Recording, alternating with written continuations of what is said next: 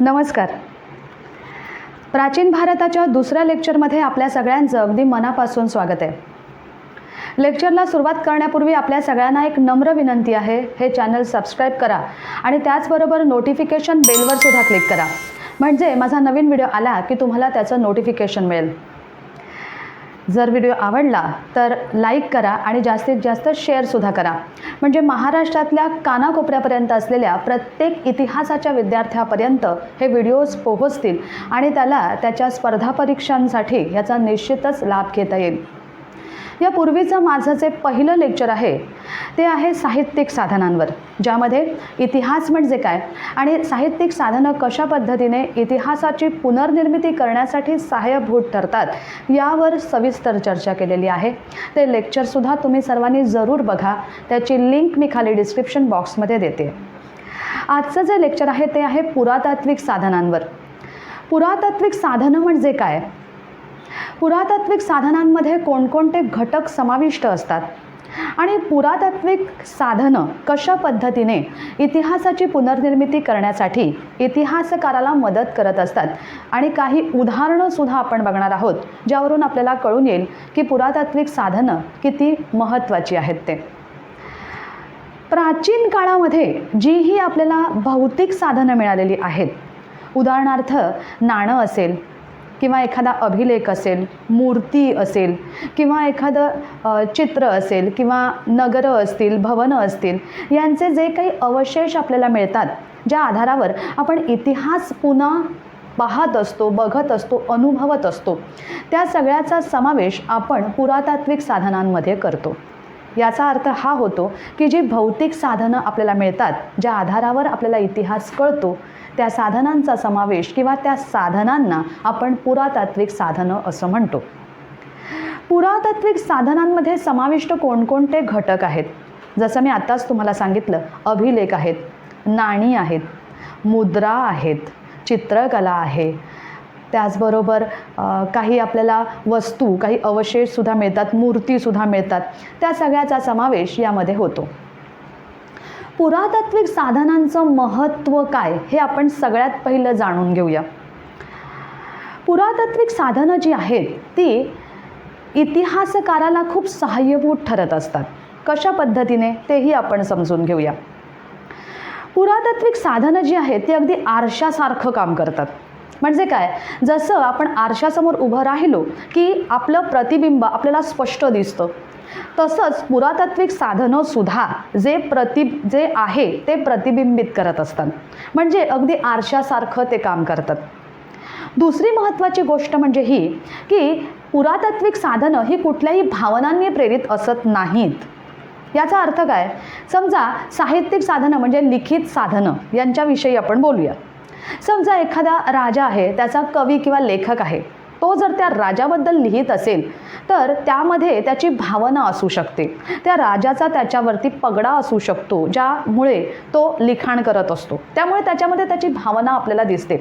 किंवा त्या राजाचा एखादा शत्रू असेल, त्या शत्रूबद्दल जर तो लिहित असेल तर निश्चितच नकारात्मक भावनांनी प्रेरित होऊनही लिखाण होऊ शकतं. म्हणजे साहित्यिक साधनांच्या बाबतीत भावना असतात, पण पुरातात्विक साधनांच्या बाबतीत मात्र कुठल्याही भावना आपल्याला दिसून येत नाहीत. ते जे आहे ते जसंच्या तसं आपल्यापर्यंत पोहोचवतात. आणि म्हणूनच आपण जर पाहिलं तर ही जी पुरातात्विक साधनं आहेत ती इतिहासकाराला उजवी पण ठरलेली दिसतात. उजवी म्हणजे काय की अत्यंतिक महत्त्वाची. तिसरी महत्त्वाची गोष्ट, जसं आपण या सिरीजमध्ये पुढे जाणार आहोत, आपण विविध संस्कृतींचा अभ्यास करणार आहोत. जसं पाषाणकालीन संस्कृती आहे, सिंधू संस्कृती आहे, वैदिककालीन संस्कृती आहे. या संस्कृतींचा अभ्यास करताना आपल्याला कळून येईल की जी सुरुवातीची संस्कृती आहे पाषाणकालीन संस्कृती, पाषाणकालीन संस्कृतीमध्ये मानव अत्यंत रानटी अवस्थेमध्ये आपल्याला दिसतो.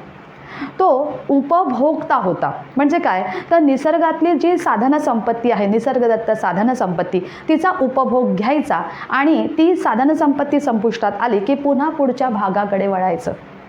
अशा परिस्थितीमध्ये मानव जेव्हा होता तेव्हा लिपी आणि भाषा असण्याचा प्रश्नच नव्हता, त्यामुळे लिखित साधनं असण्याचा प्रश्न उद्भवतच नाही. अशा पाषाणकालीन संस्कृतीची माहिती आपल्याला केवळ आणि केवळ त्यांनी जे पाषाणांची हत्यारं केलेली आहेत, जी पुरातात्विक साधनांमध्ये समाविष्ट आहेत, त्या आधारावर कळतो. म्हणजे एक अशी संस्कृती ज्याबद्दल आपल्याला साहित्यिक साधनं काहीही सांगू शकत नाहीत, तिथे पुरातात्विक साधनं ही खूप काही बोलायचं काम करतात. एका संस्कृतीची पूर्ण माहिती आपल्यापर्यंत पोहोचवण्याचं सामर्थ्य सुद्धा या पुरातात्विक साधनांमध्ये आहे. दुसरी महत्त्वाची गोष्ट म्हणजे ही की पाषाण काळानंतर आपण अभ्यासणार आहोत सिंधू संस्कृती. सिंधू संस्कृती ही जगातली एक महान अशी संस्कृती आहे. या संस्कृतीमध्ये मात्र त्या समाजाला किंवा त्या काळामध्ये भाषा किंवा लिपी माहीत होती, ज्ञात होती. परंतु जर आपण आजही बघितलं तरी त्या लिपीचं वाचन झालेलं नाही आहे. आणि पुन्हा त्यामुळेच आपल्याला जे पुरातात्विक साधनं आहेत, म्हणजे स्मारकं, भवनं, किल्ले, नगरं किंवा जे आपल्याला रस्त्यांचे अवशेष मिळाले, त्या आधारावरच आपल्याला या सिंधू संस्कृतीची माहितीसुद्धा मिळालेली आहे. इतकं अनन्यसाधारण असं महत्त्व पुरातात्विक साधनांना आहे आणि म्हणूनच पुरातात्विक साधनांचा अभ्याससुद्धा खूप महत्त्वपूर्ण आहे. पुरातात्विक साधनांमध्ये अनेक घटक समाविष्ट आहेत. त्यातले काही महत्त्वपूर्ण जे घटक आहेत त्यांचा आज आपण सविस्तर अभ्यास करणार आहोत. सुरुवात करूया चर्चा करायला. पुरातात्विक साधनांमध्ये समाविष्ट घटक आहे अभिलेख. अभिलेख ज्याला इंग्रजीमध्ये आपण इन्स्क्रिप्शन असं म्हणतो. हे अभिलेख म्हणजे काय हे सगळ्यात पहिलं समजून घेऊया. जेव्हा एखाद्या हार्ड सरफेसवर काही मजकूर उत्कीर्ण केला जातो, तो जो मजकूर आहे त्याला आपण काय म्हणतो तर अभिलेख असं म्हणतो. मग तो ताम्रपत्रावर असेल, एखाद्या दगडावर असेल, एखाद्या प्रस्तरावर असेल, एखाद्या शिळेवर असेल, एखाद्या मूर्तीवर असेल, एखाद्या नाण्यावर असेल, त्या सगळ्याचा समावेश आपण कशामध्ये करतो तर अभिलेखांमध्ये करतो. अभिलेखांच्या माध्यमातून सुद्धा आपल्याला खूप सारी माहिती मिळत असते. प्राचीन काळी जर आपण बघितलं तर राज्यकर्ते जे होते, राजे जे होते, त्यांना अभिलेख हे अतिशय उत्तम असं माध्यम होतं. कारण काय की आत्ताच्या काळामध्ये जर आपण बघितलं तर आपल्याला जर जगापर्यंत पोहोचायचं असेल तर आपल्याकडे खूप सारी माध्यमं आहेत. TV आहे, न्यूजपेपर्स आहेत, मॅगझिन्स आहेत, यूट्यूबसारखी चॅनल्स आहेत. पण प्राचीन काळामध्ये मात्र परिस्थिती खूपच भिन्न होती. विज्ञान तंत्रज्ञान तितकं विकसित नव्हतं. त्यामुळे हे राज्यकर्ते जे होते ते त्यांचे जे राजकीय दिग्विजय आहेत, त्यांची जी कारकीर्द आहे, त्याची माहिती जर जनतेपर्यंत त्यांना पोहोचवायची असेल तर त्यांनी एक माध्यम, अतिशय उत्कृष्ट माध्यम निवडलं होतं आणि ते म्हणजे अभिलेख. आणि त्यामुळे आपल्याला पूर्ण भारतामध्ये, संपूर्ण भारतामध्ये अभिलेख खूप मोठ्या प्रमाणात मिळतात आणि म्हणून अभिलेखांचा आपण सगळ्यात पहिला अभ्यास करणार आहोत. त्यानंतरचा समाविष्ट घटक आहे नाणी. नाण्यांचं जे अध्ययन आहे ते सुद्धा महत्त्वपूर्ण आहे. नाण्यांच्या अध्ययनाला इंग्रजीमध्ये न्यूमिस्मॅटिक्स असं म्हणतात. नाण्यांमधून सुद्धा आपल्याला खूप सारी प्राचीन भारताची माहिती मिळते. ती कशा पद्धतीने यावर आपण प्रकाश टाकणार आहोतच. त्यानंतरचा भाग आहे, घटक आहे स्थापत्य. स्थापत्याच्या अंतर्गत नगरं आहेत, भवनं आहेत, रस्ते आहेत, किल्ले आहेत, या माध्यमातून सुद्धा आपल्याला माहिती मिळते.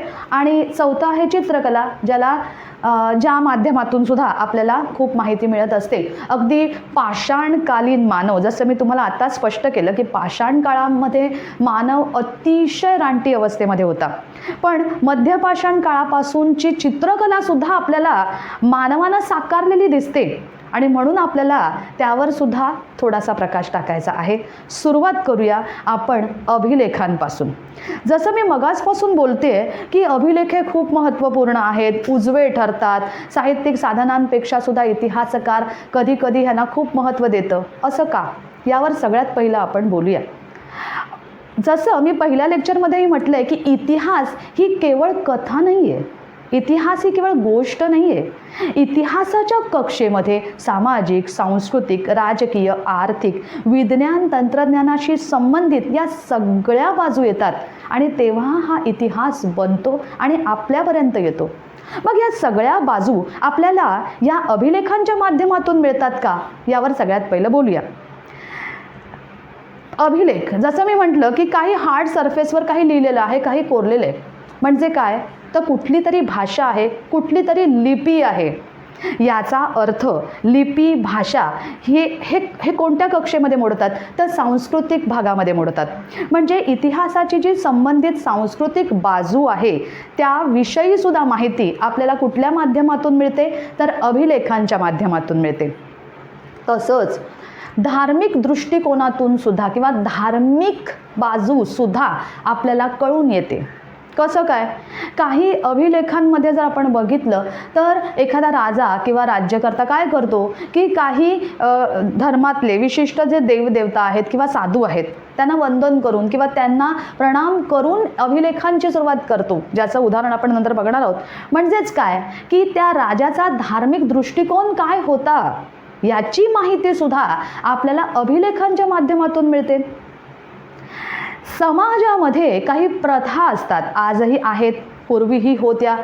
या प्राचीन काळामध्ये कुठल्या प्रथा होत्या याची माहिती सुद्धा आपल्याला अभिलेखांमधून मिळते. काही अभिलेखांमध्ये आपल्याला उल्लेख आढळतो अशा विशिष्ट प्रथांचा, म्हणजे सामाजिक माहिती सुद्धा मिळाली.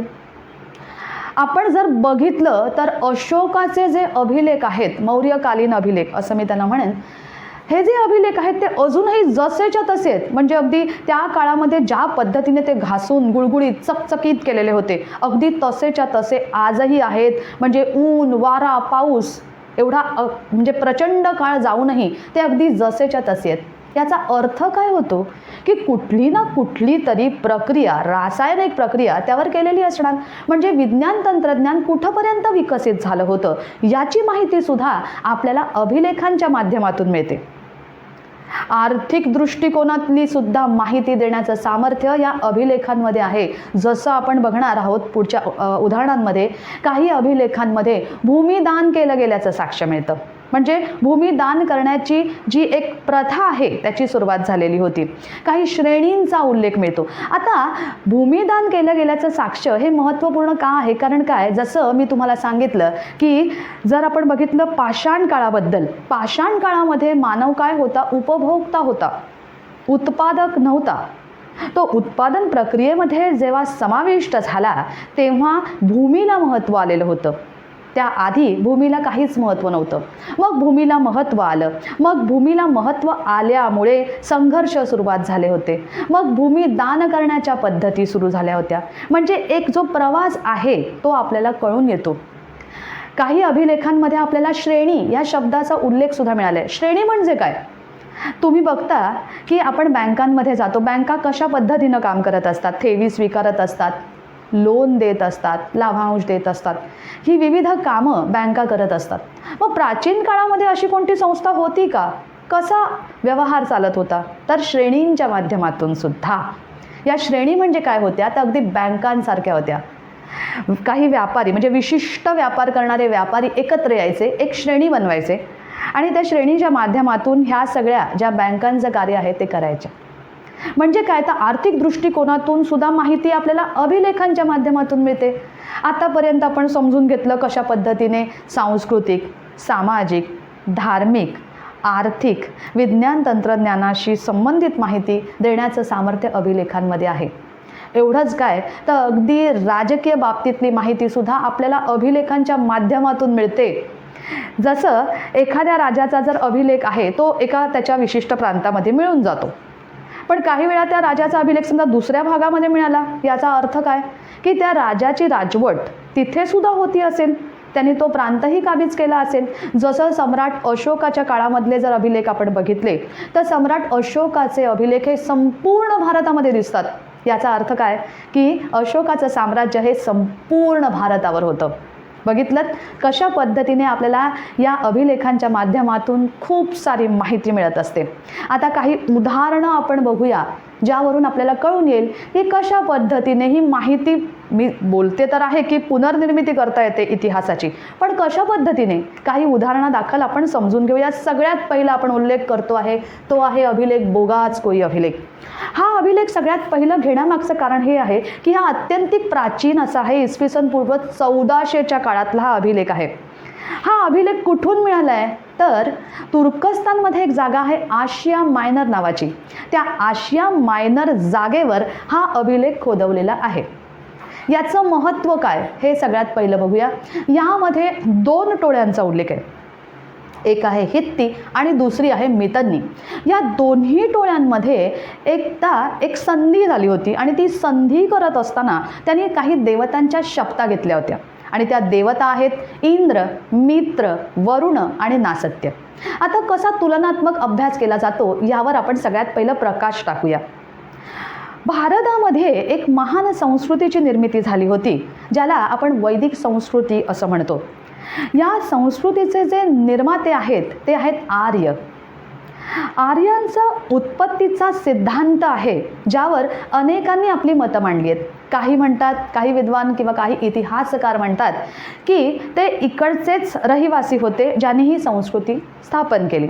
काही म्हणतात नाही, ते भारताच्या बाहेरून आलेले होते ज्यांनी भारतामध्ये येऊन ही महान संस्कृती स्थापन केली. जर्मनीचे जे विद्वान आहेत मॅक्स मूलर, हे या बोगासकोई अभिलेखाच्या आधारावर म्हणतात की वैदिक संस्कृतीची माहिती आपल्याला ज्या साहित्यातून मिळते ते साहित्य म्हणजे ऋग्वेद. या साहित्यामध्ये सुद्धा आपल्याला इंद्र, मित्र, वरुण आणि नासत्य या देवतांचा उल्लेख मिळतो.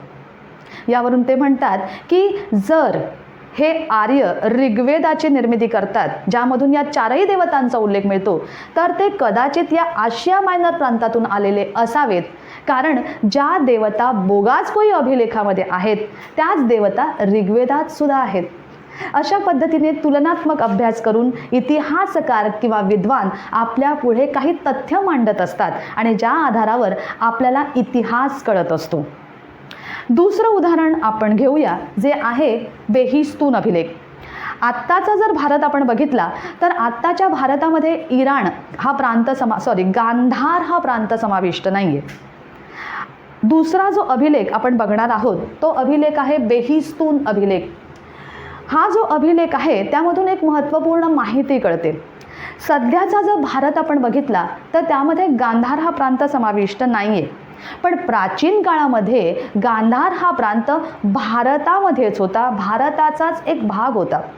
या गांधार प्रांतावर हा जो राजा आहे दारियस, इराणचा राजा दारियस याने कब्जा केला होता किंवा राज्य केलं होतं, ही माहिती आपल्याला देणारा हा बेहिस्तून अभिलेख आहे.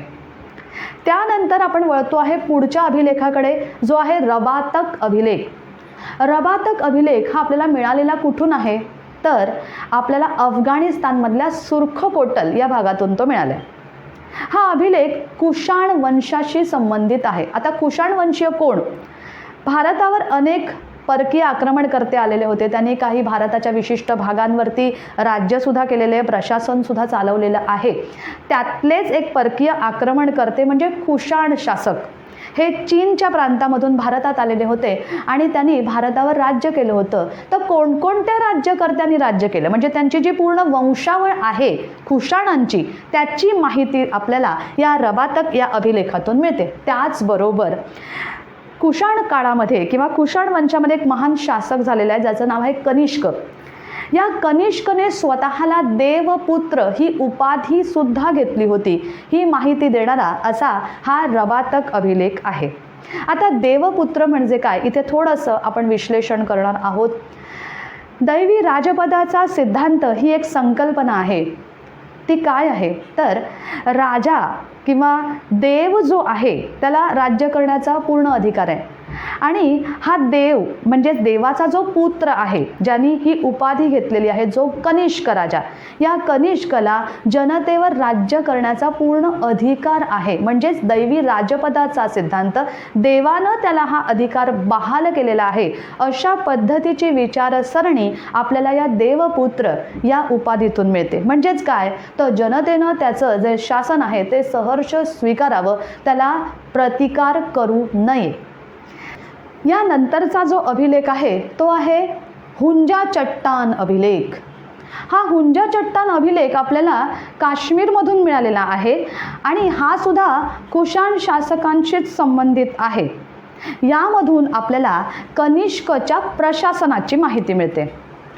त्यानंतरचा मी अभिलेख घेतला आहे उदाहरणादाखल नाणेघाट अभिलेख. हा नाणेघाट अभिलेख जो आहे तो सातवाहन घराण्याशी संबंधित आहे. सातवाहन राज्यकर्ते होते ज्यांनी मुख्यत्वे महाराष्ट्रावर आणि त्याचबरोबर दक्षिणेच्या काही भागांवर सुद्धा राज्य केलं होतं. तर याची माहिती देणारा असा हा नाणेघाट अभिलेख आहे. हा अभिलेख खोदवला कोणी आहे तर नागनिका, म्हणजे याची निर्मिती या घराण्यातली जी राणी आहे नागनिका तिने केलेला आहे आणि ही सातकर्णीची पत्नी आहे. यामधून आपल्याला भूमिदान केलं गेल्याचं साक्ष मिळतं. जसं मी तुम्हाला म्हटलं की आर्थिक दृष्टिकोनातून माहिती, तर हाच तो अभिलेख आहे ज्यामधून आपल्याला ही माहिती मिळते. त्याचबरोबर सातकर्णी राजानं स्वतःला एक उपाधीसुद्धा घेतली होती, दक्षिणापथपती. दक्षिणापथपती म्हणजे काय तर दक्षिणेतला एक महान असा स्वामी किंवा राजा, म्हणजे ज्यांनी दक्षिणेकडे पूर्ण स्वतःचं वर्चस्व निर्माण करून ठेवलेलं आहे, अशा प्रकारचा काही संदर्भ आपल्याला यामधून मिळतो. त्यानंतरचा अभिलेख आपण घेतो आहे आयहोळ अभिलेख. हा आयहोळ अभिलेख जो आहे तो कर्नाटकातून मिळालेला आहे. हा आयहोळ अभिलेख कोणत्या घराण्याशी संबंधित आहे तर चालुक्य घराण्याशी संबंधित आहे. चालुक्य घराण्याने सुद्धा दक्षिणेकडे प्रशासन केलं होतं, राज्य केलं होतं. त्यामधला एक महान शासक पुलकेशीन दुसरा याच्याशी संबंधित हा आहे. दक्षिणेकडचा एक महान राजा म्हणून पुलकेशीन दुसऱ्याला ओळखलं जातं, तर उत्तरेकडचा एक महान शासक म्हणून वर्धन घराण्याच्या हर्षवर्धनला ओळखलं जातं. या दोघांमध्येही एकदा युद्ध झालं होतं, घनघोर युद्ध, आणि त्याची माहिती आपल्याला देणारा असा हा आयहोळ अभिलेख आहे, ज्याचा लेखक आहे रविकीर्ती. त्यानंतर आपण पुढच्या अभिलेखाकडे वळतो आहे, जो आहे हातीगुंफा अभिलेख. हा हातीगुंफा अभिलेख आपल्याला मिळालेला आहे ओरिसामधल्या उदयगिरी पर्वतावर. चेदी घराण्याचा एक शासक होता खारवेल, याच्याशी संबंधित हा अभिलेख आहे. या खारवेलनं एकूण 13 वर्ष प्रशासन केलं, राज्य केलं. त्याची माहिती आपल्याला या हातीगुंफा अभिलेखातून मिळते. आणि ह्याची धार्मिक दृष्टिकोनातून हा कसा महत्त्वाचा आहे त्यावर आपण सगळ्यात पहिलं बोलूया. मी म्हटलं की धार्मिक दृष्टिकोनातली माहिती मिळते. तर हा जो खारवेल राजा आहे ना, त्यांनी जैन धर्मातले जे साधू आहेत त्यांना वंदन केलेलं आहे सगळ्यात पहिल्यांदा या अभिलेखाची सुरुवात करताना. म्हणजे हा जैन धर्माचा अनुयायी होता, म्हणजे जैन धर्मही त्या काळी एक प्रस्थापित धर्म होता.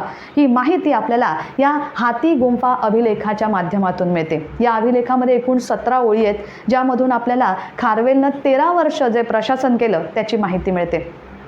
त्यानंतर आपण वळतो आहे उत्तरामेरूर अभिलेखाकडे. उत्तरामेरूर अभिलेख हा तामिळनाडूमधल्या उत्तरामेरूर या गावातून मिळाला आहे. हा कोणत्या घराण्याशी संबंधित आहे ते लक्षात घ्या, चोल घराण्याशी संबंधित आहे. चोलांनी अनेक वर्ष या दक्षिणेकडे राज्य केलेलं आहे. या चोलांमध्ये सुद्धा अनेक महान शासक होऊन गेले. एक त्यातला शासक आहे परांटक पहिला. या परांटक पहिल्याशी संबंधित हा उत्तरामेरूर अभिलेख आहे. ह्याचं महत्त्व हे आहे, यामध्ये आपल्याला एक शब्द दिसतो, तो शब्द आहे वारियम परुमक्कल. वारियम परुमक्कल म्हणजे काय की एक सभा, ज्या सभेला काही हक्क दिले गेलेले आहेत की जनतेच्या दृष्टिकोनातून जनतेच्या ज्या समस्या असतील त्यांचं निवारण करण्यासाठी काही निर्णय घेण्याची क्षमता, जनतेच्या दृष्टिकोनातून काही निर्णय घेण्याची क्षमता. म्हणजेच काय तर जसं आधुनिक काळामध्ये लोकशाही यंत्रणा कशी असते, राज्यसभा, लोकसभा कशा पद्धतीने विचार विमर्श करून काही निर्णय घेत असतात, तसं काहीसं याचं स्वरूप होतं. म्हणजेच काय तर जसं आपण बघितलं की राज्यकर्ते आहेत, राजेशाही राजवट आहे प्राचीन भारतामध्ये, तिथे सुद्धा आपल्याला लोकशाहीसारखी यंत्रणा दिसते. तर लोकशाहीची आपल्याला जी अभिलेखीय साक्ष मिळते ती मिळते उत्तरामेरूर या अभिलेखामधून, जो आहे परांटक पहिला याचा. त्यानंतर आपण वळतो आहे पुढच्या अभिलेखाकडे, गरुड स्तंभलेख. हा गरुड स्तंभलेख जो आहे तो आपल्याला मध्य प्रदेशातल्या विदिशामधल्या बेसनगर या ठिकाणून मिळालेला आहे. याची भाषा आहे प्राकृत आणि ह्याची जर लिपी बघितली तर ब्राह्मी लिपी आहे. सिरियाचा शासक आहे आंती आल किदास. या आंती आल किदासचा हा दूत होता. म्हणजे काय तर हा दूत असल्याने राजकीय दृष्टिकोनातून तो भारतामध्ये आलेला होता. हा साधारणतः शुंग काळामधला जो 9वा शासक आहे भागभद्र याच्या काळामध्ये भारतात आला. त्यामुळे ह्या शुंग काळाची माहिती आपल्याला या गरुड स्तंभलेखामधून मिळते, जो आहे हेलिओडोरसचा. त्यानंतरचा एक अभिलेख आपण घेतोय मेहरोली लोहस्तंभ. मेहरोली लोहस्तंभ जो आहे तो गुप्त काळाशी संबंधित आहे. गुप्त वंशातला शासक चंद्रगुप्त द्वितीय याचे जे दिग्विजय होते, त्याची जी राजकीय कारकीर्द होती, त्याची माहिती आपल्याला मेहरोली लोहस्तंभामधून मिळते. तो कुठे आहे सध्या तर दिल्लीमध्ये कुतुब मिनारच्या अगदी बाजूला. त्यानंतर पुढचा आपण अभिलेख घेतो आहे जो आहे एरण स्तंभलेख. एरण स्तंभलेख हा आहे भानुगुप्ताचा. गुप्त वंशातला आणखीन एक शासक भानुगुप्त याच्याशी संबंधित हा आहे. हा कुठून मिळाला आहे तर मध्य प्रदेशातल्या एरण या गावातून मिळालेला आहे. याचं महत्त्व काय तर यामधून आपल्याला विष्णू या देवतेची माहिती मिळते. म्हणजे विष्णू या देवतेबद्दलची माहिती देणारा असा हा एरण स्तंभलेख आहे. त्याचबरोबर जसं मी तुम्हाला म्हटलं की सामाजिक दृष्टिकोनातली सुद्धा माहिती आपल्याला या अभिलेखांच्या माध्यमातून मिळते. तर सती प्रथेचा जो उल्लेख आहे तो आपल्याला या एरण स्तंभलेखामध्ये मिळतो. त्याचबरोबर सध्या आठवड्याचे जे वार आहेत त्यांची नावं जी आहेत तर ही आठवड्याच्या वारांची नावंसुद्धा आपल्याला या एरण स्तंभलेखामधून मिळते, जो आहे भानुगुप्ताचा. गुप्तकालीन जर आपण अभिलेख बघितले तर ते मुख्यत्वे आपल्याला संस्कृत या भाषेतच मिळतात, कारण संस्कृत ही भाषा तेव्हा एका विशिष्ट स्तरावर पोहोचलेली होती. त्यामुळे आपल्याला हे गुप्तकालीन जे अभिलेख आहेत ते पूर्णतः संस्कृत या भाषेमधूनच मिळतात. त्यानंतरच्या अभिलेखाबद्दल आपण बोलूया आहे भीतरी स्तंभलेख. भीतरी स्तंभलेख हा जो स्तंभलेख आहे तो उत्तर प्रदेशातल्या गाझीपूरमध्ये जे भीतरी गाव आहे तिथून मिळालेला आहे. आणि हा संबंधित कोणाशी आहे तर गुप्त काळाशी संबंधित आहे. गुप्त काळातला किंवा गुप्त राजवंशातलाच एक राजा आहे स्कंदगुप्त, याचा हा अभिलेख आहे. आणि या स्कंदगुप्ताने अश्वमेध यज्ञ केले होते त्याची माहिती या अभिलेखातून मिळते. त्याचबरोबर हुणांनी सुद्धा गुप्त काळामध्ये आक्रमण केलेलं होतं. तर हुणांचं जे आक्रमण आहे त्याचं बृहत वर्णन, अतिशय मोठं असं वर्णन आपल्याला या भीतरी या स्तंभलेखाच्या माध्यमातून मिळतं. म्हणजेच राजकीय दृष्टिकोनातून तर माहिती आपल्याला मिळालीच, त्याचबरोबर धार्मिक दृष्टिकोनातली माहिती म्हणजे अश्वमेध यज्ञ केले जात होते याची माहितीसुद्धा आपल्याला या माध्यमातून मिळते. त्यानंतरचा आपण अभिलेख घेतोय प्रयाग प्रशस्ती. प्रशस्ती इथे हा शब्द वापरलेला आहे. सगळ्यात पहिलं प्रशस्ती म्हणजे काय हे समजून घेऊया. अभिलेख तर आपण समजून घेतले की काही उत्कीर्ण केलेला मजकूर म्हणजे अभिलेख, पण काही विशिष्ट प्रयोजन ठेवून काही अभिलेख खोदवले जातात. जसं राज्यकर्त्याचं म्हणजे जो राजा तो खोदवतोय त्याचे जे अचीवमेंट्स आहेत राजकीय, ते अचीवमेंट्स जनतेपर्यंत पोहोचवण्यासाठी तो प्रशस्ती प्रकारामध्ये अभिलेख खोदवायचा. म्हणजे काय तर राजाचे जे अचीवमेंट्स असतात ते या प्रशस्तीमधून मिळतात, म्हणून प्रशस्ती असं याला म्हटलेलं आहे. प्रयाग प्रशस्ती सगळ्यात पहिलं आपण उदाहरण घेऊया, जी हरिसेन, ज्याचा लेखक आहे हरिसेन. प्रयाग प्रशस्ती ही जी आहे तिला इलाहाबाद प्रशस्ती असं सुद्धा म्हणतात. ही प्रशस्ती चंपू शैलीमध्ये आहे. चंपू शैली म्हणजे काय तर गद्य आणि पद्य असं मिश्रित वर्णन ज्यामध्ये आहे त्याला आपण चंपू शैली असं म्हणतो, आणि ही सुद्धा संस्कृतमधून आहे. प्रयाग प्रशस्तीचं महत्त्व हे आहे की यामध्ये गुप्त काळातला जो शासक होता समुद्रगुप्त, त्या समुद्रगुप्ताची सविस्तर माहिती आपल्याला या प्रयाग प्रशस्तीतून मिळते. इतकंच नाही तर 3 घराण्यांची माहिती सुद्धा मिळते. कोणती 3 घराणी किंवा कोणते 3 वंश? सगळ्यात पहिलं मौर्य वंश, दुसरा आहे गुप्त वंश आणि तिसरा आहे मुघल वंश. या 3ही घराण्यांची माहिती आपल्याला या प्रयाग प्रशस्तीतून मिळते. मुख्यत्वे समुद्रगुप्त जो शासक होता त्यांनी जे आपले दिग्विजय, त्यांनी जे आपले राजकीय अचीवमेंट्स केले होते त्याची माहिती आपल्याला यातून मिळते. यामध्ये एकूण 33 ओळी आहेत, ज्यामधल्या 14 ते 24 मध्ये आपल्याला समुद्रगुप्ताचं वर्णन मिळतं. त्यानंतरचं आणखीन एक प्रशस्ती आपण घेतोय ती आहे नाशिक गुहा प्रशस्ती, जी खोदवलेली आहे गौतमीने. गौतमी ही माता आहे गौतमी पुत्र सातकर्णी या शासकाची. सातकर्णी हा राजा आहे ज्याची माता आहे गौतमी. सातवाहनांमध्ये एक प्रथा होती की मातेला ते अतिशय महत्त्व देत आणि ते महत्त्व सिद्ध करण्यासाठी ते काय करत की स्वतःच्या नावाच्या आधी मातेचं नाव लावत. तर हा जो गौतमी पुत्र सातकर्णी आहे त्याच्याशी संबंधित ही नाशिक गुहा प्रशस्ती आहे जी माता गौतमी हिने खोदवलेली आहे. याचं महत्त्व हे आहे की ह्यामध्ये या गौतमी पुत्र सातकर्णीने स्वतःला एक उपाधी घेतली होती, त्रिसमुद्रतोय वाहन. म्हणजे काय की ज्याचे घोडे हे तीनही समुद्राचं पाणी पितात.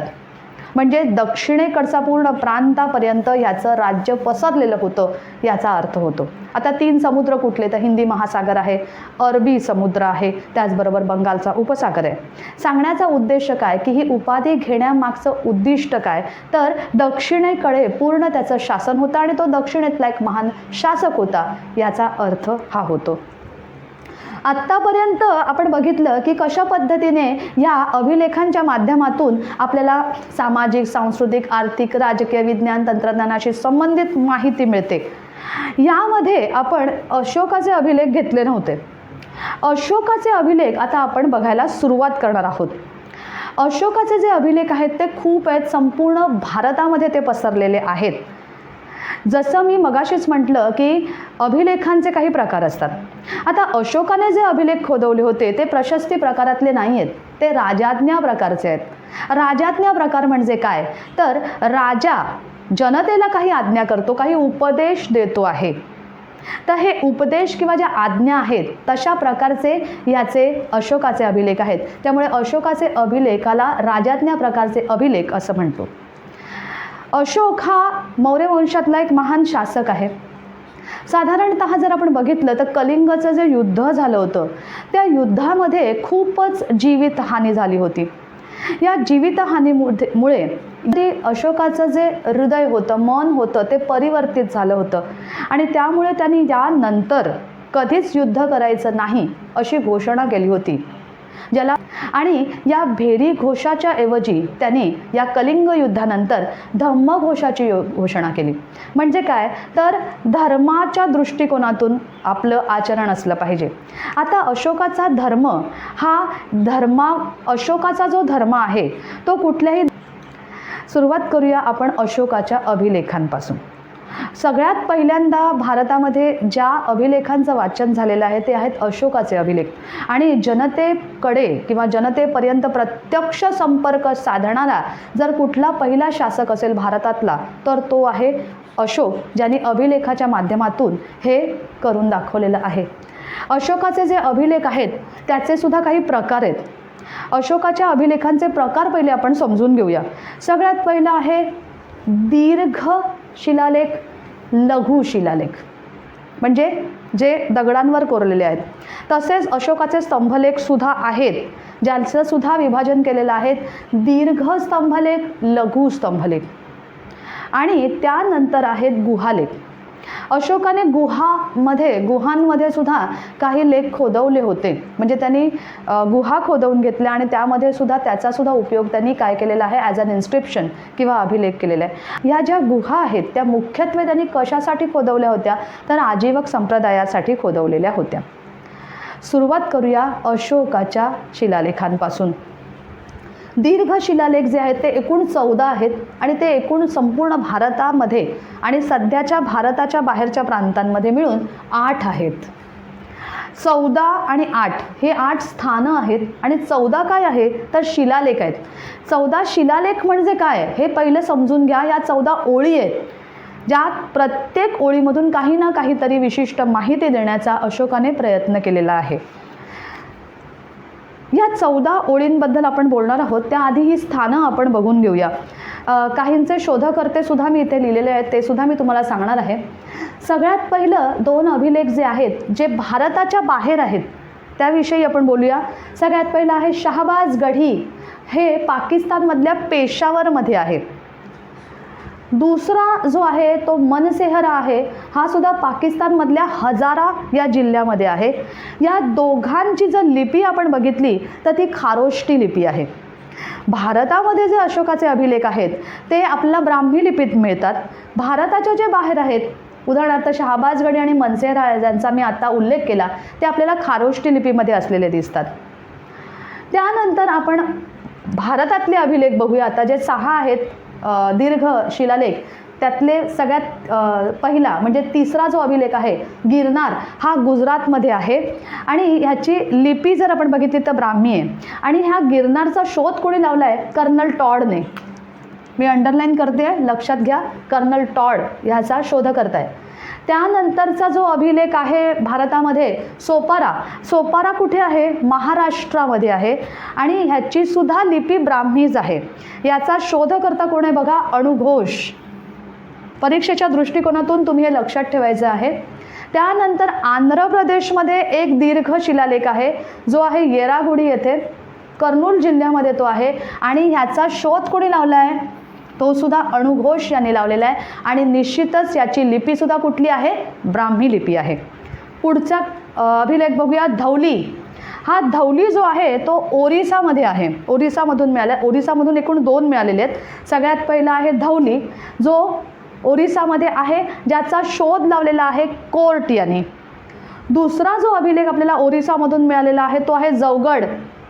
याचा शोध कोणी लावला आहे? तर वॉल्टर इलियट. या दोघांचीही लिपी निश्चितच कुठली आहे? ब्राह्मी लिपी आहे. त्यानंतर पुढचा जो अभिलेख आहे 8वा, जो डेहराडूनमध्ये आहे, त्याचं नाव आहे कालसी आणि ह्याचा जो शोध आहे तो कोणी लावला आहे? फॉरेस्ट. लिपी आहे ब्राह्मी.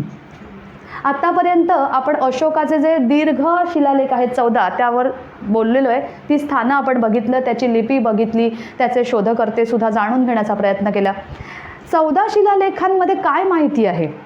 हे जे 14 शिलालेख आहेत ना, या शिलालेखांमधून अशोकाची जी वृत्ती होती किंवा अशोकाने जो धर्म आचरणात आणलेला होता कलिंग युद्धानंतर, त्याची माहिती देतात हे 14 जे शिलालेख आहेत ते. सगळ्यात पहिलं अहिंसा हे तत्त्व त्यांनी आचरणात आणलं असं मी तुम्हाला म्हटलं. त्या काळामध्ये पशूंचा बळी दिला जायचा. तर ह्या पहिल्या शिलालेखामध्ये सगळ्यात पहिलं त्यांनी हे जे पशुबळी दिले जायचे त्याची निंदा केलेली आहे. त्याचबरोबर पशुचिकित्सा, समाज कल्याण याची माहितीसुद्धा या आपल्याला अभिलेखातून मिळते. अशोकाचा जो धर्म आहे किंवा धम्म आहे तो माणुसकीच्या तत्वावर, अहिंसेच्या तत्वावर आधारलेला आहे. तर ही माहिती पूर्ण भारतामध्ये पसरावी. एक तर अभिलेखांसारखं उत्तम माध्यम त्यांनी निवडलंच होतं, पण त्याचबरोबर त्यांनी काही नियुक्त्यासुद्धा केल्या होत्या. एक विशिष्ट नियुक्ती त्यांनी केली होती या दृष्टिकोनातून, ज्याला धम्म महामात्र असं म्हणतात. हे जे धम्म महामात्र आहेत ना, ते अशोकाच्या याच धम्माची माहिती जनतेपर्यंत पोहोचवण्याचं काम करायचे. तर त्याची माहितीसुद्धा आपल्याला या 14 अभिलेखातून मिळते. तसंच धम्म यात्रेची माहितीसुद्धा देण्याचा प्रयत्न केलेला आहे या अभिलेखांच्या माध्यमातून. धार्मिक समारंभांवर खर्च करू नये. अशोकाचा धम्म हा कुठल्याही धार्मिक समारंभांशी संबंधित मुळीच नव्हता. तो आचरणात कोणकोणते गुण मानवानं आणावे आणि माणुसकीनं त्यांनी कसं वर्तन करावं याच्यावर संपूर्णतः आधारलेला होता.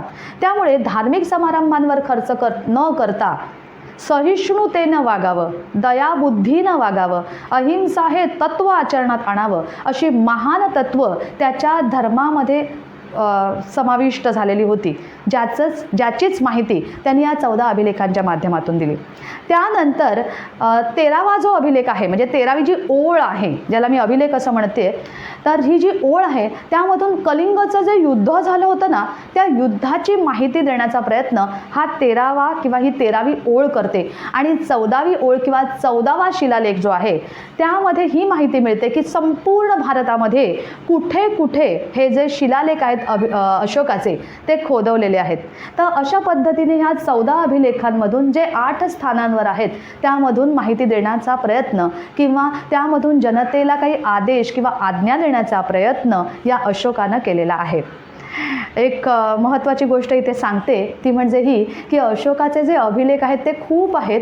भांडारकर हे जे इतिहासकार आहेत त्यांनी अशोकाचे संपूर्ण शिलालेख अभ्यासले आहेत आणि त्या आधारावर त्यांनी अशोकाचा पूर्ण इतिहास लिहिलेला आहे. म्हणजे अशोकाच्या शिलालेखामधून किती माहिती मिळते ही गोष्ट आपल्याला कळून येते. वळूया पुन्हा आपल्या आधीच्या भागाकडे. आता आपण वळणार आहोत लघु शिलालेखांकडे. जसे दीर्घ शिलालेख आपण बघितले तसे आता लघु शिलालेखसुद्धा आपण बघूया. काही वैशिष्ट्यपूर्ण जे आहेत ते मी तुम्हाला सांगणारच आहे. अशोकाचे जे लघु शिलालेख आहेत ते सुद्धा आपल्याला संपूर्ण भारतामध्ये मिळतात. सगळ्यात पहिलं मी उल्लेख करते बाब्रू बैराट या अभिलेखाचा. हा राजस्थानातून मिळाला आहे आणि ह्याचं वैशिष्ट्य काय आहे ते बौद्ध धर्मामध्ये त्रिरत्न आहेत. या 3 रत्नांची माहिती आपल्याला या बाब्रू बैराट या अभिलेखामधून मिळते. लक्षात ठेवायचं आहे, परीक्षेच्या दृष्टिकोनातून हे महत्त्वाचं आहे. त्यानंतर मध्य प्रदेशमध्ये सुद्धा काही लघु शिलालेख आहेत ज्यांचे फक्त स्थानं आपण बघूया. रूपनाथ आहे, गुर्जरा आहे, बुधनी आहे आणि पनगुरिया आहे. ठीक आहे. त्यानंतर कर्नाटकामध्ये बरेच अभिलेख मिळाले. सगळ्यात पहिलं मास्कीचा उल्लेख मी करते कारण या मास्की हा जो कर्नाटकामध्ये मास्की अभिलेख आहे त्यामध्ये अशोकाचा उल्लेख हा अशोक असा केलेला आहे. म्हणजे हा अशोक राजा आहे हे यावरून आपल्याला कळून येतं. त्यानंतरचा अभिलेख आहे कर्नाटकातले आणखीन काही अभिलेख मी तुम्हाला सांगते. त्याची स्थानं आहेत ब्रह्मगिरी आहे, जतिंगा रामेश्वर आहे, सिद्धगिरी आहे आणि उदयगोलम. यामधून सुद्धा इथे सुद्धा हे लघु शिलालेख आहेत. आंध्र प्रदेशमध्ये राजूल मंडगिरी इथे सुद्धा आपल्याला एक अशोकाचा लघु शिलालेख मिळालेला आहे. आणि त्यानंतर आहे उत्तर प्रदेशमध्ये अहेरोरा या ठिकाणी. आता आपण वळूया दीर्घ स्तंभलेखांकडे. अशोकाचे दीर्घ स्तंभलेख जे आहेत ते एकूण 7 आहेत जे 6 स्थानांवर आहेत. त्याच्याविषयी आपण आता चर्चा करणार आहोत. अशोकाचे अभिलेख जे आहेत ते सगळ्यात पहिलं वाचन करण्याचं जे श्रेय आहे ते आपल्याला जेम्स प्रिन्सेप या महोदयांना द्यावं लागतं, ज्यांनी दिल्ली टोपरा या अभिलेखाचं किंवा या स्तंभलेखाचं सगळ्यात पहिलं वाचन केलं. या आधीसुद्धा अभिलेख जे आहेत अशोकाचे त्याचं वाचन करण्याचा प्रयत्न केला गेला होता, जसं फिरोजशाह तुघलकच्या काळामध्ये प्रयत्न केला पण तो असफल झाला. तर जेम्स प्रिन्सेप यांनी 1837मध्ये या दिल्ली टोपरा या स्तंभलेखाचं वाचन केलं. त्यामध्ये वर्णित एक राजा आहे पियदस्ती, ज्याचा उल्लेख पियदस्ती असा केला आहे. या पियदस्तीचा जो संबंध आहे ना तो प्रिन्सेप महोदयांनी कुणाशी जोडला होता तर दक्षिणेतला श्रीलंकेतला एक शासक त्याच्याशी जोडला होता. तिस्सा नावाचा राजा आहे श्रीलंकेमध्ये, तर त्याच्याशी संबंध या जेम्स प्रिन्सेप यांनी जोडला होता. परंतु नंतर मात्र अधिक संशोधन केलं गेलं आणि टर्नर महोदय जे आहेत त्यांनी सांगितलं की हा जो पियदस्ती राजा आहे तो दुसरा तिसरा कुणीही नसून तो खुद्द अशोक आहे. आता वळूया आपण या दीर्घ स्तंभलेखांकडे जे एकूण 7 आहेत आणि 6 स्थानांवर आहेत. सगळ्यात पहिलं आहे दिल्ली मीरठ, हे दिल्लीमध्ये आहे. दुसरं आहे दिल्ली टोपरा, याबद्दल आपण आधीच बोललो आहे की ह्याचं वाचन करण्यात सगळ्यात पहिलं यश मिळालेलं आहे जेम्स प्रिन्सेप या महोदयांना 1837मध्ये. त्यानंतरचा स्तंभलेख आहे प्रयाग स्तंभलेख. त्यानंतर आहे रामपूर्वा, लौर्या अरराज आणि लौर्या नंदनगर. हे एकूण 6 दीर्घ स्तंभलेख आहेत. आता वळूया लघु स्तंभलेखांकडे. लघु स्तंभलेख एकूण 5 आहेत, ज्यातले 2 नेपाळमध्ये आहेत. सगळ्यात पहिलं आहे निगलिवा आणि रुम्मेनदेई हे जे आहेत हे नेपाळमध्ये आहेत, निगलिवा आणि रुम्मेनदेई. त्यानंतर आहे सांची लघु स्तंभलेख. सांची लघु स्तंभलेख आहे मध्य प्रदेशमध्ये, सांची मध्य प्रदेशमध्ये आहे. त्यानंतर आहे कौशंबी लघु स्तंभलेख, हा इलाहाबादमध्ये आहे. आणि त्यानंतरचा लघु स्तंभलेख आहे सारनाथ, जो आहे वाराणसीमध्ये. अशा पद्धतीने आपण आता समजून घेतले की दीर्घ स्तंभलेख कुठे कुठे आहेत, लघु स्तंभलेख कुठे कुठे आहेत. अभिलेखांच्या माध्यमातून कशा पद्धतीने आपल्याला इतिहास कळतो याची सविस्तर चर्चा आपण अगदी उदाहरणं घेऊन केलेली आहे. आता आपण पुढच्या भागाकडे वळतोय, ज्यामध्ये आपल्याला नाणी, त्याचबरोबर स्थापत्य आणि चित्रकला या माध्यमातून सुद्धा कशा पद्धतीने माहिती मिळते आणि इतिहासाची पुनर्निर्मिती करता येते याच्याविषयी आता आपण बोलणार आहोत. नाण्यांचा जर आपण इतिहास बघितला ना तर तो साधारणतः इसवी सन पूर्व 600च्या काळापासून सुरू होतो, ज्या काळातली आपल्याला नाणी मिळालेली आहेत. ही जी नाणी होती त्या नाण्यांना आहत नाणी म्हणजेच इंग्रजीमध्ये पंच्ड मार्क कॉईन्स असं म्हणतात. ही चांदीची, तांब्याची असायची. पंच्ड मार्क किंवा आहत नाणी म्हणण्यामागचं कारण म्हणजे हे की ह्या नाण्यांवर जो धातू आहे ना, म्हणजे नाणी कशा पद्धतीने बनवली जायची तर धातूवर आघात करून बनवली जायची, म्हणून त्याला आहत नाणी असं म्हणतात. ही नाणी चौकोनी, आयताकार, गोलाकार स्वरूपात असायची. तेव्हापासून नाण्यांचा इतिहास तर आपल्याला मिळतो. पण नाणी जेव्हा नव्हती तेव्हा कशा पद्धतीने व्यवहार चालायचा याविषयी आपण थोडक्यात बोलूया. जसं मी नेहमी सांगते की आपण सगळ्यात पहिलं सुरुवात करणार आहोत ते म्हणजे पाषाणकालीन संस्कृतीपासून. पाषाण काळामध्ये मानव अतिशय रानटी अवस्थेमध्ये होता. भाषा, लिपी, व्यापार यासारख्या गोष्टी असण्याचा प्रश्नच नव्हता, कारण तो उपभोक्ता या स्वरूपात होता. उत्पादन प्रक्रियेमध्ये अजूनही तो समाविष्ट झालेला नव्हता. मग त्या काळामध्ये मानव काय करत होता असेल? त्या काळामध्ये उपलब्ध जी साधनसंपत्ती होती, निसर्गदत्त साधनसंपत्ती, जसं कंदमुळं आहेत, मासे आहेत, एखाद्या प्राण्याची शिकार केल्यानंतरचं जे मांस आहे त्याचा विनिमय करून तो आपला उदरनिर्वाह करायचा. त्यानंतरची संस्कृती म्हणजे भारतामधली एक महान अशी संस्कृती ज्याला आपण सिंधू संस्कृती किंवा हडप्पा संस्कृती असं सुद्धा म्हणतो. ह्या संस्कृतीमध्ये भाषा, त्याचबरोबर लिपी याचं ज्ञान होतं. व्यापारही खूप चांगल्या पद्धतीत सुरू होता. त्यामुळे या काळामध्ये वस्तू विनिमय पद्धतीनं व्यवहार चालत असायचा. त्यानंतरचा काळ आहे तो म्हणजे वैदिक संस्कृतीचा काळ. वैदिक संस्कृतीच्या काळामध्ये गाय जी होती, म्हणजे गाय ह्या प्राण्याला अनन्यसाधारण महत्त्व होतं, त्यामुळे विनिमयाचं साधन हे गाय होती. आणि त्यानंतर आपण जर बघितलं तर इसवी सन पूर्व 600 हा नाण्यांचा प्रवास सुरू झाला. नाण्यांच्या माध्यमातून सुद्धा आपल्याला आर्थिक, राजकीय, सांस्कृतिक, धार्मिक आणि त्याचबरोबर एक अत्यंत महत्त्वपूर्ण माहिती मिळते, ती म्हणजे राजांची वंशावळ. सुरुवात करूया यावर चर्चा करायला. सगळ्यात पहिलं नाण्यांच्या माध्यमात, जसं आपण अभिलेखांचं समजून घेतलं तसंच इथे आपण नाण्यांचं सुद्धा समजून घेतोय. सगळ्यात पहिलं नाणी आपण जेव्हा हातात घेतो, कुठलंही नाणं आपल्याला प्राचीन काळातलं मिळू दे, ते जेव्हा आपल्या हातात येईल तेव्हा सगळ्यात पहिली गोष्ट काय कळते ती म्हणजे तो वापरलेला धातू. सोन्याचं नाणं असेल तर निश्चितच आपण बोलू शकतो की आर्थिक सुबत्ता होती, म्हणूनच सोन्याची नाणी पाडू शकत होते राज्यकर्ते. जर एखादं शिसं किंवा पोटींचं नाणं असेल तर आपण म्हणणार की नाही, आर्थिक सुबत्ता नव्हती, कारण सोनं तितकं जास्त प्रमाणात उपलब्ध नव्हतं.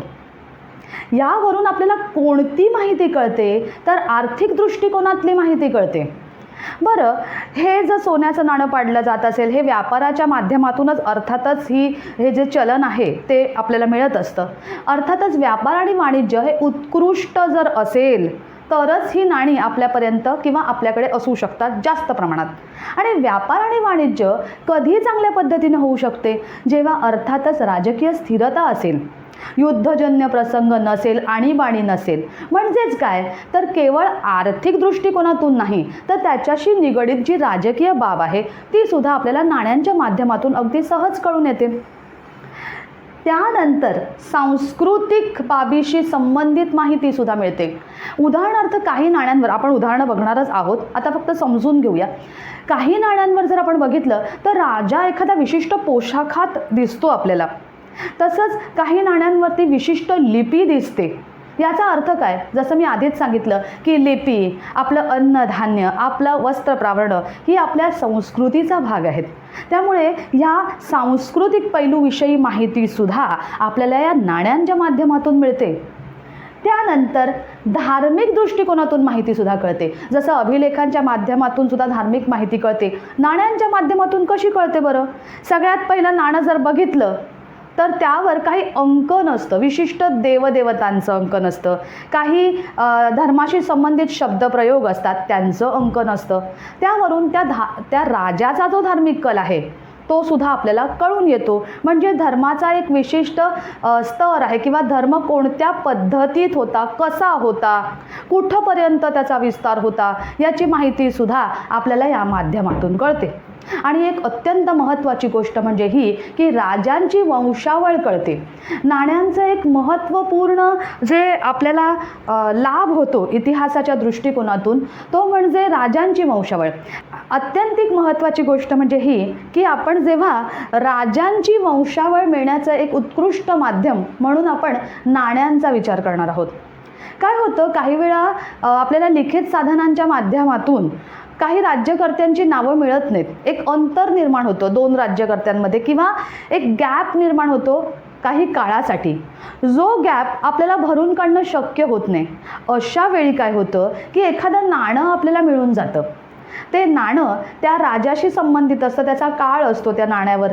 त्यामुळे हे जे अंतर आहे ना ते भरून काढण्यासाठी आपल्याला मदत होते. म्हणजे मुख्यत्वे जर आपण बघितलं आर्थिक, राजकीय, सांस्कृतिक, धार्मिक बाबीशी संबंधित माहिती तर आपल्यापर्यंत पोहोचतेच, पण राजांची वंशावळ ही एक अतिरिक्त जे ह्याची उपलब्धता, ही एक अतिरिक्त जी बाब आहे ती सुद्धा आपल्याला या नाण्यांच्या माध्यमातून कळते.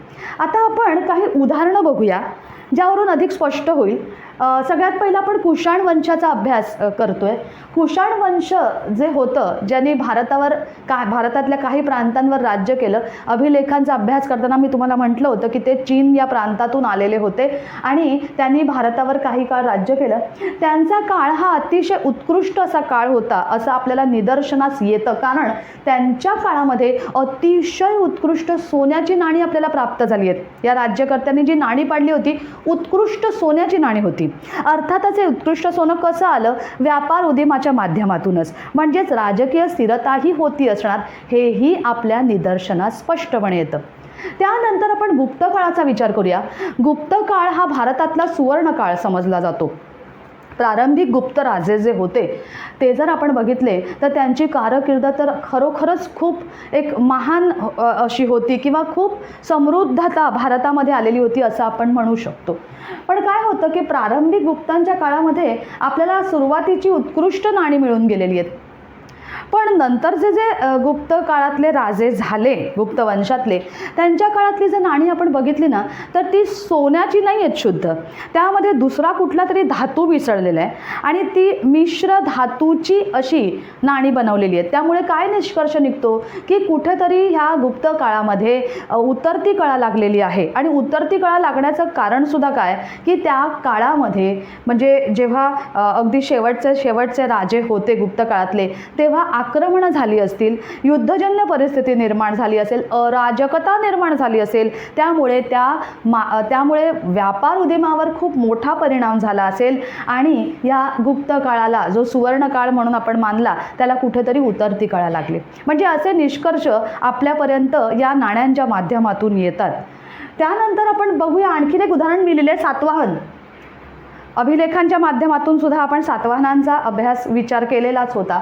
सातवाहनांनी महाराष्ट्रामध्ये त्याचप्रमाणे दक्षिणेकडच्या काही भागामध्ये सुद्धा राज्य केलेलं आहे. त्यांची नाणी जर आपण बघितली तर ती शिसा आणि पोटींची नाणी आहेत.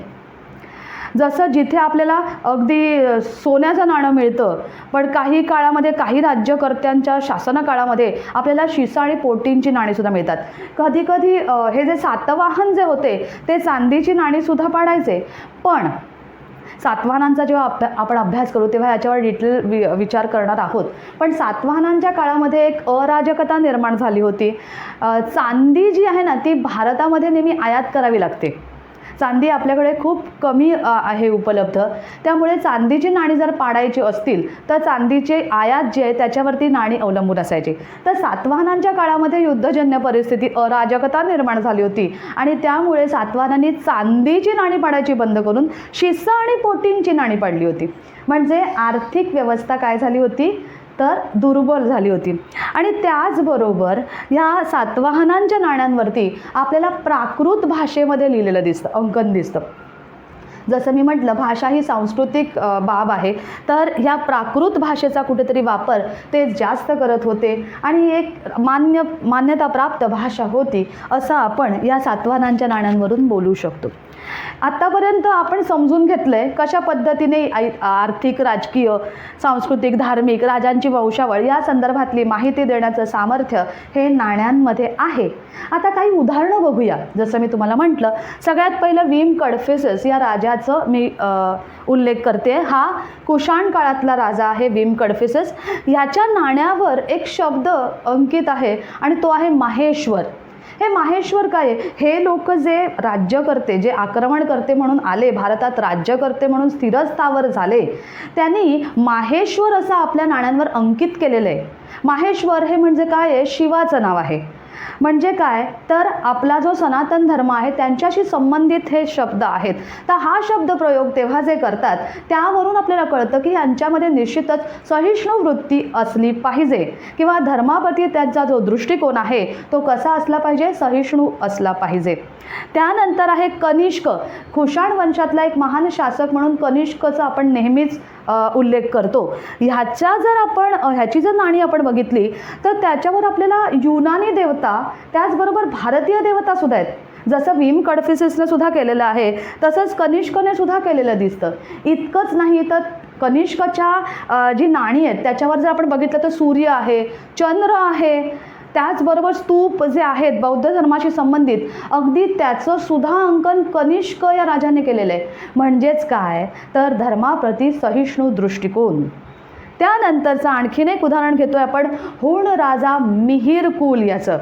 हा सुद्धा मिहिर कुल हा परकीय आक्रमणकर्ताच आहे आणि ह्याने सुद्धा आपल्या नाण्यांवर नंदीचं चित्र अंकित केलं आहे. नंदी म्हणजे काय? पुन्हा शैव धर्माशी संबंधित, शिवाशी संबंधित आणि त्यांनी सुद्धा नंदीचं अंकन करून कुठेतरी धर्माप्रती सहिष्णू असल्याचं दाखवून दिलेलं आहे.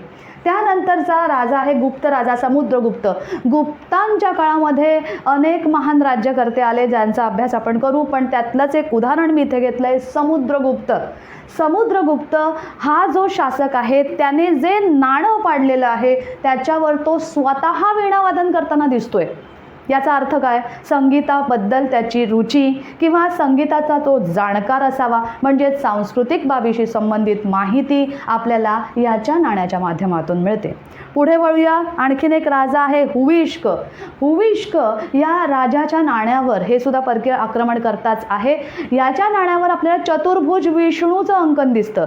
जिथे शैव धर्माशी संबंधित आपण शब्दप्रयोग बघतो माहेश्वर, नंदीचं चित्र, तसंच वैष्णव धर्माशी संबंधित चतुर्भुज विष्णूचं अंकन या हुविष्क या राजाने केलेलं आहे. अर्थातच त्याची पुन्हा धार्मिक दृष्टिकोनातून जी वृत्ती होती ती या माध्यमातून आपल्याला कळते.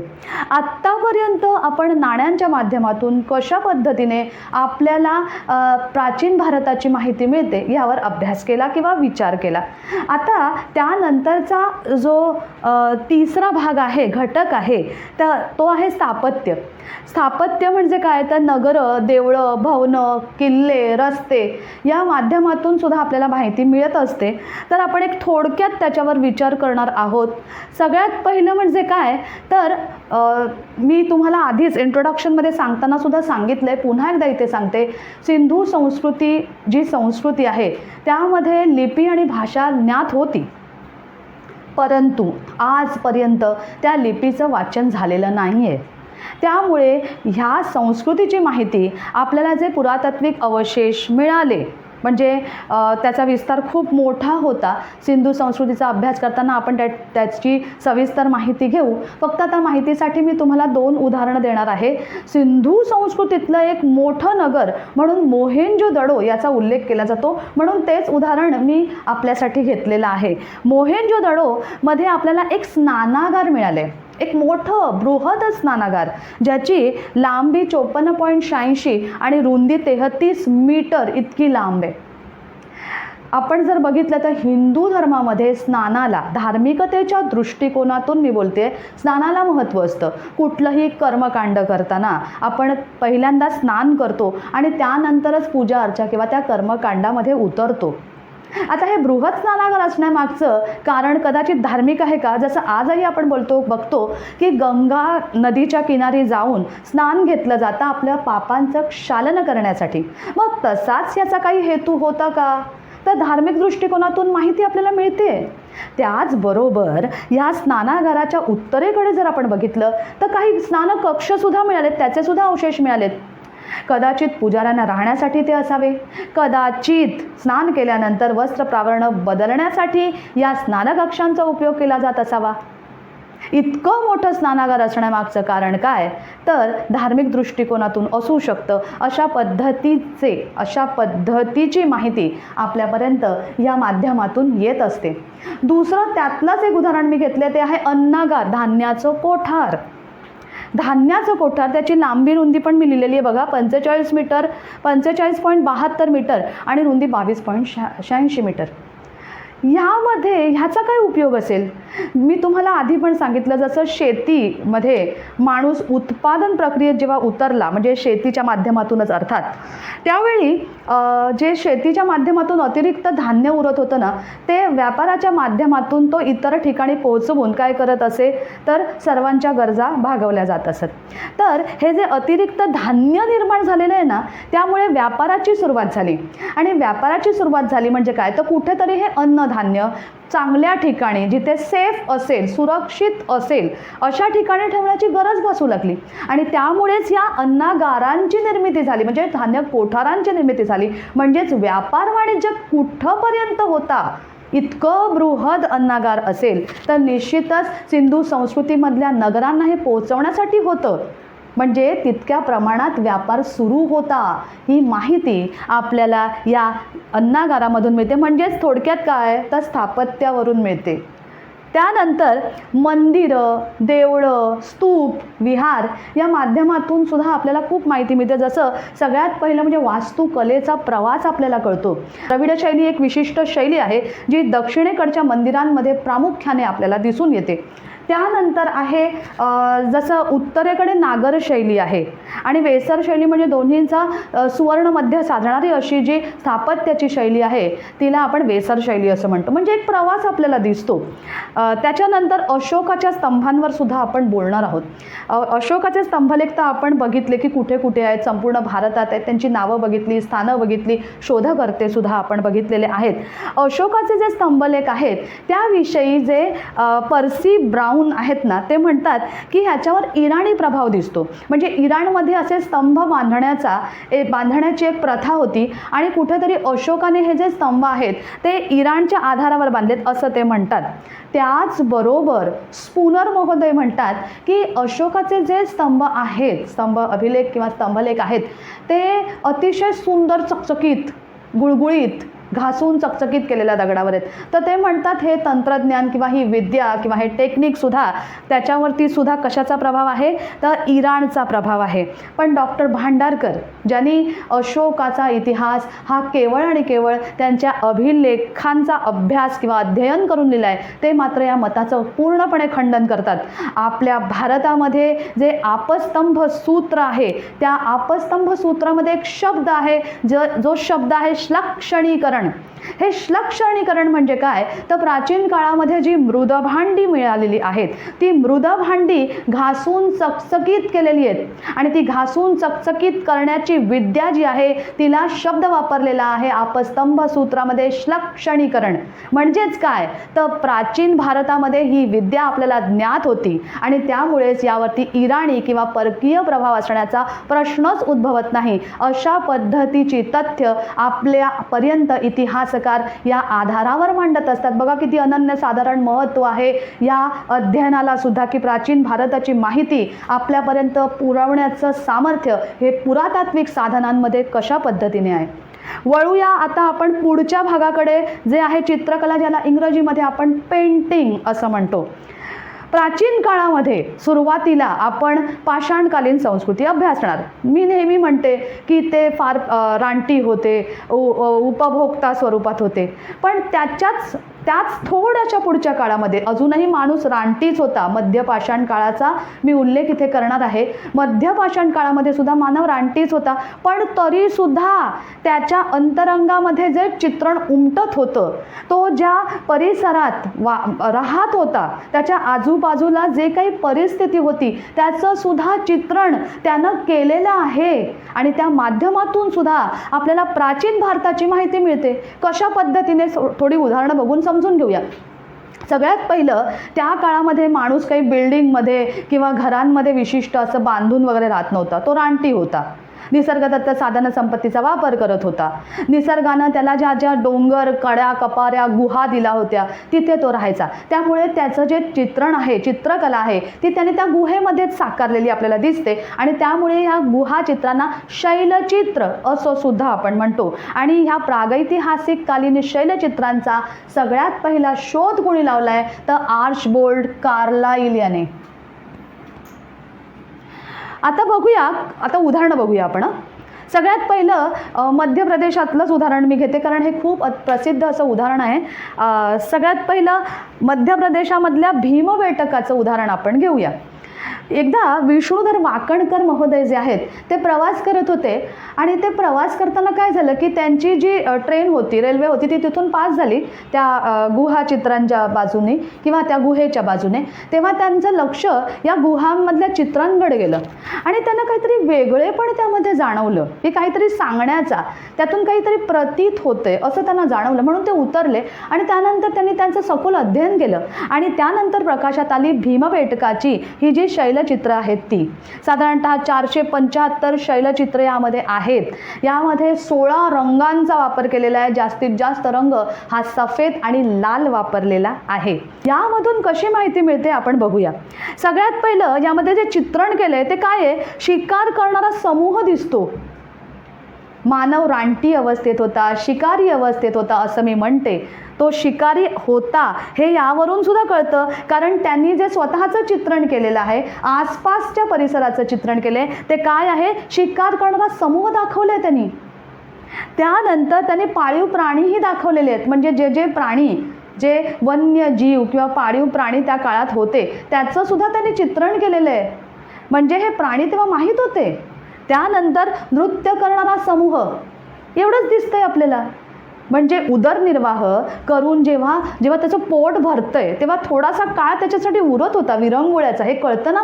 कारण त्याच्यासाठी त्यांनी काहीतरी, आपण जसं म्हणतो की विरंगुळ्यासाठी आपण काहीतरी करतो, सिनेमा बघायला जातो, डान्स करतो, गाणी म्हणतो, तर ह्याचा विरंगुळा काय होता तर तो नृत्य करत असे. कारण नृत्य करणारा समूह त्यांनी दाखवलेला आहे या चित्रांच्या माध्यमातून. हे झालं मध्य प्रदेशाबद्दल. आता उत्तर प्रदेशाचं पण उदाहरण आपण घेऊया. उत्तर प्रदेशमध्ये लेखानिया गुहा आहे. तिथे आपल्याला काही घोडेस्वार जे आहेत ना ते हत्तीची शिकार करताना दाखवले. म्हणजे हत्ती हा प्राणी तेव्हा माहीत होता.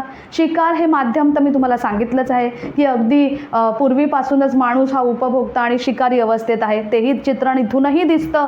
एक आणखीन गुहा आहे उत्तर प्रदेशमध्ये ज्याचं नाव आहे हरणा गुहा. यामध्ये 2 प्राण्यांचं चित्रण दिसतं. एक आहे सांबर आणि दुसरा आहे बारशिंगा. तर छत्तीसगडमध्ये आणखीन एक गुहा आहे बोतालदा. त्या बोतालदामध्ये आपल्याला हरण आणि डुक्कर यांचे चित्र दिसतात.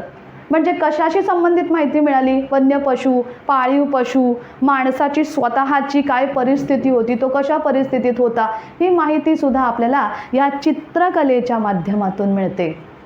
आत्तापर्यंत आपण अगदी व्यवस्थित समजून घेतलं की अभिलेख, त्याचबरोबर नाणी, त्याचबरोबर स्थापत्य आणि त्याचबरोबर चित्रकला या माध्यमातून कशा पद्धतीने आपल्याला प्राचीन भारताच्या इतिहासाची माहिती मिळत असते आणि इतिहासकार इतिहासाची पुनर्निर्मिती करून आपल्यापर्यंत सखोल संशोधनाअंती इतिहास पोहोचवत असतात. या लेक्चरमध्ये आपण इथेच थांबतोय. या पुढचं माझं जे लेक्चर असणार आहे ते असणार आहे पाषाणकालीन संस्कृती. हे लेक्चर तुम्हाला कसं वाटलं ते तुम्ही सर्वांनी कमेंट करून मला जरूर कळवा. त्याचबरोबर तुमचे काही सजेशन्स असतील तर ते सुद्धा मला द्या आणि त्याचबरोबर काही क्वेरीज असतील त्यासुद्धा मांडा. त्या सर्वांना मी उत्तर देण्याचा पूर्ण प्रयत्न करेन. आज आपण इथेच थांबतो आहे. जय हिंद, जय महाराष्ट्र. नमस्कार.